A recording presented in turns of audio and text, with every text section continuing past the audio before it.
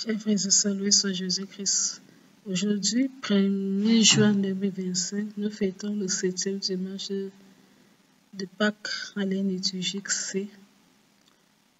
Et nous nous acheminons déjà vers la fin du temps pascal.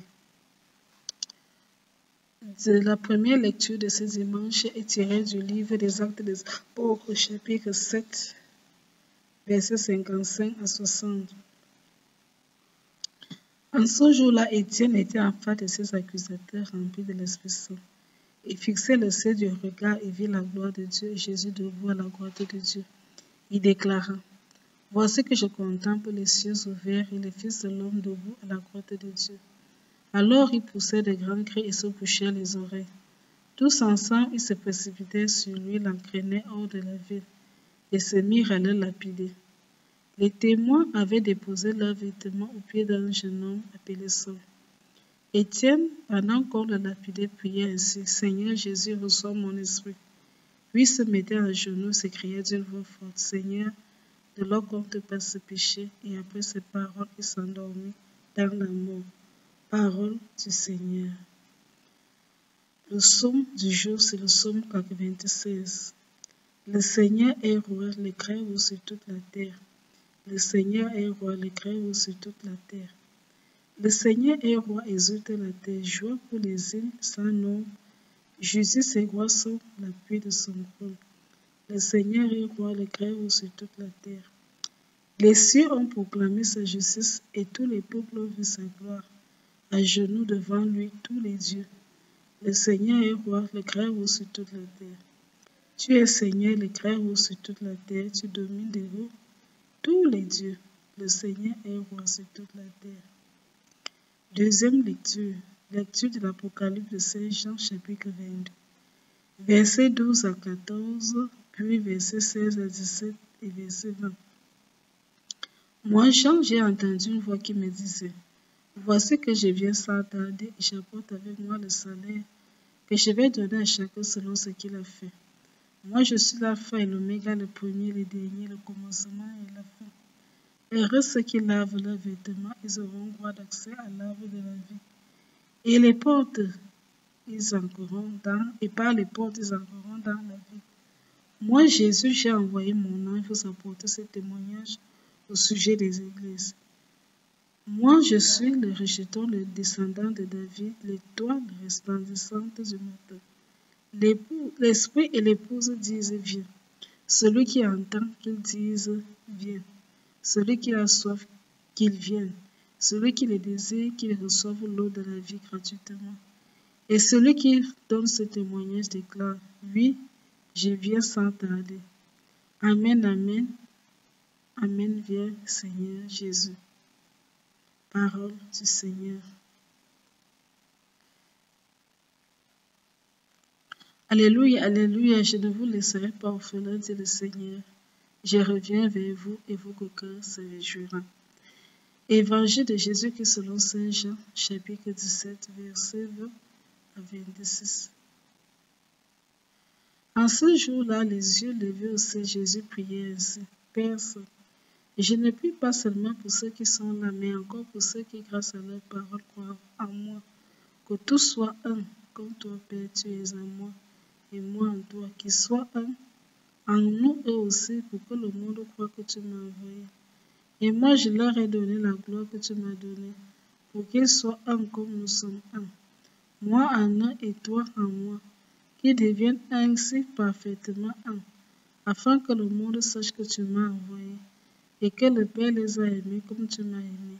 Père, ce que tu m'as donné, je veux que là où je suis, ils soient eux aussi avec moi, et qu'ils contemplent ma gloire, celle que tu m'as donnée, parce que tu m'as aimé avant la fondation du monde.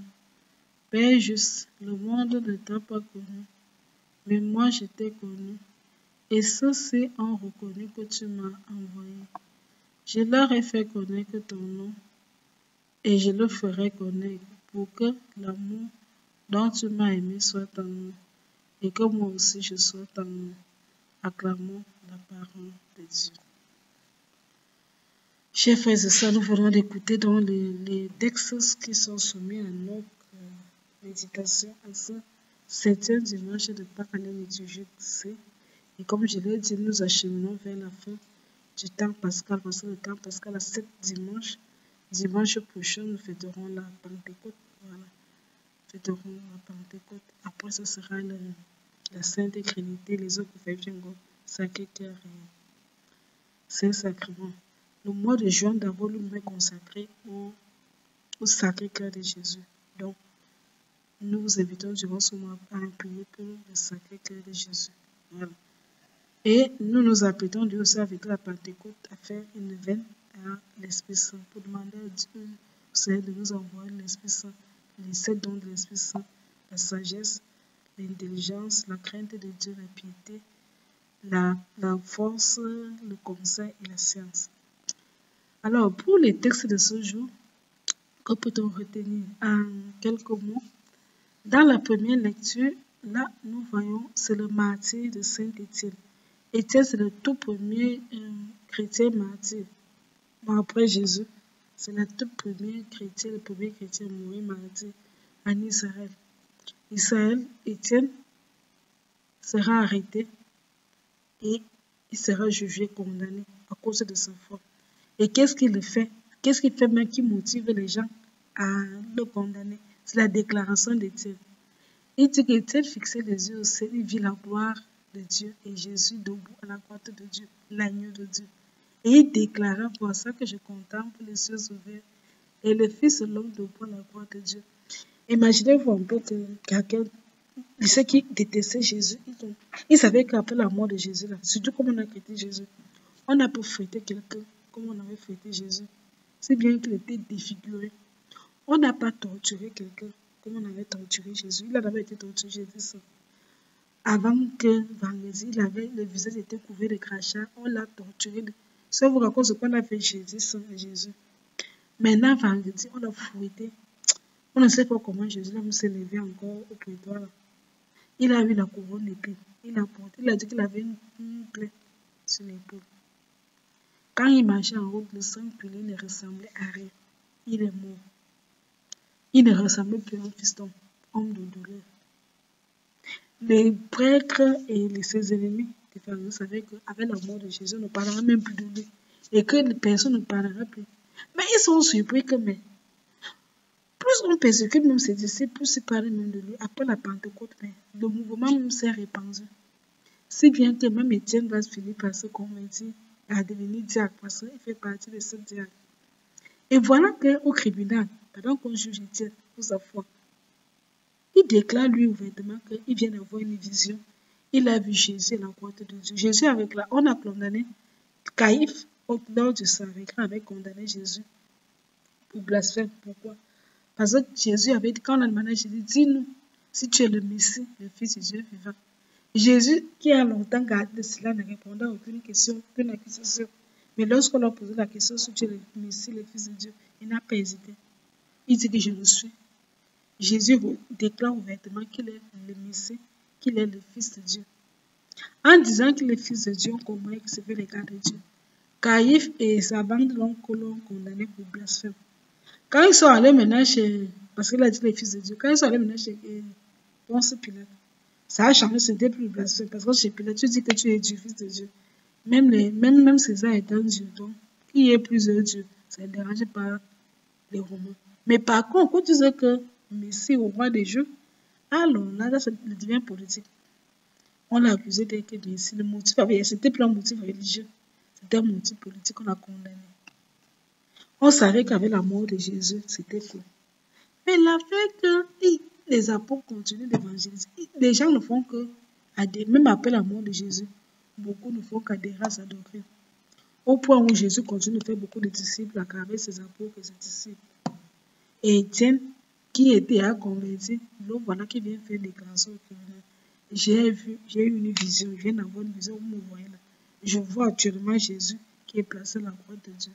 Scandale, c'est-à-dire que peut-être que Pilate avait des cailloux chez ses habits le jour-là. C'est-à-dire pour les Juifs, c'est un scandale. On a vu Jésus là mourir sur la croix. Et la loi juive dit que celui qui meurt sur le bois est une malédiction. Comment tu peux dire, oh, il disait la vérité, je vois. Le problème, c'est que quand tu as ta vision, c'est toi seul qui... C'est ça le problème des visions. C'est que c'est toi seul qui vois. L'autre ne voit pas.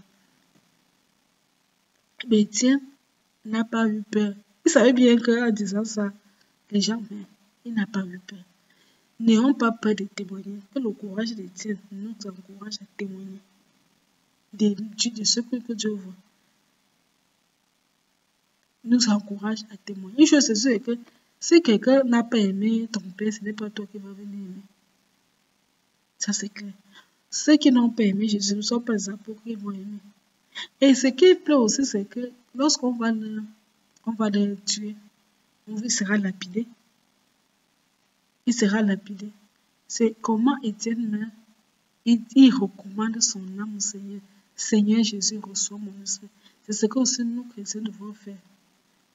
Pensons toujours que si nous commettons et qu'on est allé comme ça, recommandons nos esprits.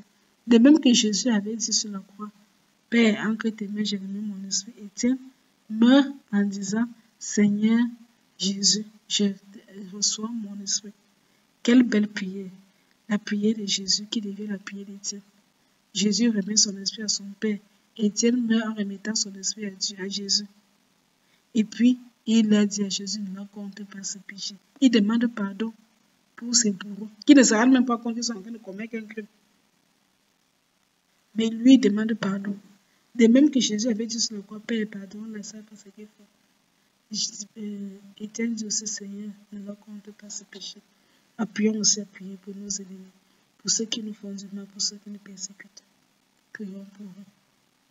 On nous dira plus tard que Caïn avait eu des regrets pour avoir condamné Jésus. Plus tard, à la fin de sa vie, il faut prier pour ses ennemis. Et nous disons, le psaume célèbre Dieu, le Seigneur qui est roi. C'est un psaume royal, le célèbre Dieu qui est roi. Ce qui nous intéresse aussi, c'est la deuxième lecture. Viens Seigneur Jésus. Jésus qui annonce ce que je viens. Et il vient pour faire quoi? Il a plusieurs. Il vient pour donner la récompense à chacun selon ce qu'il a fait. Ceux qui ont bien agi pour la vie éternelle, ils vont aller demeurer avec lui dans le royaume de cieux. Ceux qui ont mal fait, l'enfer, qui est aussi éternel, il vient pour juger. Là, on est un peu un temps où on annonce un peu la fin des temps, le jugement dernier. Et Jésus se présente, on voit encore Jésus se présente encore vraiment clair. Dieu dit, je suis le premier, le dernier, l'alpha et l'oméga, le commencement et la fin. Ce sont les titres qui sont réservés à Dieu. Il n'y a que Dieu seul qui puisse dire ça. Un homme ne peut pas le dire. Alors si un homme le dit, ça veut dire qu'il se fait l'égal de Dieu. Je suis l'alpha et l'oméga. Je suis l'alpha et l'oméga. Et il invite dit que chacun de nous en entendant ce message, on doit désirer le retour de Jésus. Ça ne doit pas nous faire peur. Mais en tant que chrétien, on doit plutôt dire que Jésus vient. Moi, j'ai souvent dit que si Jésus pouvait venir même aujourd'hui, ça serait bien. Trop de souffrance sur terre, trop de guerre, trop de problèmes, on souffre même tellement. Si Jésus peut venir, ce sera le règne de gloire, ce sera le règne de paix, ce sera le règne de joie, il n'y aura plus la tristesse.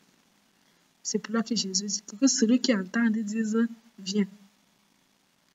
Le chrétien doit prier pour que le règne de Dieu approche. On ne doit pas avoir peur de la venue de Jésus. Mais même plutôt, prier même que Dieu hâte. C'est-à-dire que si Dieu avait prévu, dit que non, c'est dans le sein, que ça se hâte. Parce que ce n'est que dans ce règne que nous serons heureux. Tant que Jésus n'est pas venu, il ne peut pas avoir le bonheur ici sur terre. C'est lui le prince de paix. C'est lui qui apporte le bonheur sur terre. Que celui qui a soif vienne, qu'il reçoive l'eau de la vie. Le chrétien doit prier pour la venue de Jésus. Jésus qui est le fils de David. Vraiment, Jésus se présente encore aujourd'hui comme le fils de Dieu. Ce qu'il avait dit lors de son procès durant son ministère. Dans l'Apocalypse de Saint Jean, la vision qu'il a eue montre clairement que Jésus est bel et bien fils de Dieu. Bien que né de la descendance, il est bel et bien fils de Dieu. Et égal au Père. Comme il avait d'abord dit, moi et le Père, nous sommes un. Et dans l'Évangile, Jésus, c'est un appel à l'unité des chrétiens, qu'ils deviennent parfaitement un. Mais est-ce que les chrétiens d'aujourd'hui sont encore unis? D'abord, nous avons tellement d'églises. Il y a les catholiques, les protestants, les baptistes, les évangélistes. Vous allez encore aller chez les églises réveillées, ils sont pleins. Les églises naissent du jour. Et c'est comme s'il y a un combat entre les églises. Les églises réveillées combattent les églises, ils combattent les églises, le classique, on peut faire qui dit les catholiques, qui dit les orthodoxes. Pourtant, la prière de Jésus, c'est que qu'ils deviennent parfaitement un, comme moi et le Père, nous sommes un. Et il fait une promesse encore aujourd'hui, la promesse de l'Esprit Saint. Depuis dimanche passé, il nous promet l'Esprit Saint. Il nous promet l'Esprit Saint. Jésus, avant de mourir, promettait des apôtres que même comme il va les quitter physiquement, il ne sera plus là, mais ils ne seront pas seuls devant l'Esprit Saint. Et il leur dit ce que l'Esprit Saint va venir faire. Qu'est-ce que l'Esprit Saint vient faire? L'Esprit Saint vient les rappeler tout ce qu'il leur avait enseigné. L'Esprit Saint les enseigne aussi tout ce qu'ils ne connaissent pas. Nous avons besoin de l'Esprit Saint pour comprendre la parole de Dieu, pour comprendre même la Bible que nous lisons. Et tous les textes, nous avons besoin de la lumière de l'Esprit Saint. Donc, aujourd'hui, c'est vraiment un appel à l'unité des chrétiens et aussi que nous devons la promesse que le Seigneur nous fait, la promesse de l'Esprit Saint. En fêtant ce 7e dimanche, nous préparons aussi la Pentecôte qui aura lieu dimanche prochain. Vraiment, faisons cette neuvaine de la Pentecôte où besoin un credo. C'est pour faire la neuvaine pour moi, soit un credo. En tout cas, évoquons l'Esprit Saint pour que l'Esprit Saint nous accompagne, car c'est l'Esprit Saint. Sans l'Esprit Saint, nous ne pouvons rien, nous ne savons même pas prier. Que l'Esprit Saint nous assiste dans nos ministères et dans toutes nos activités. C'était donc tout pour aujourd'hui. Je vous revois très bientôt. À dimanche prochain de la Pentecôte pour la lecture et les textes du jour comme Dieu venait se rendre.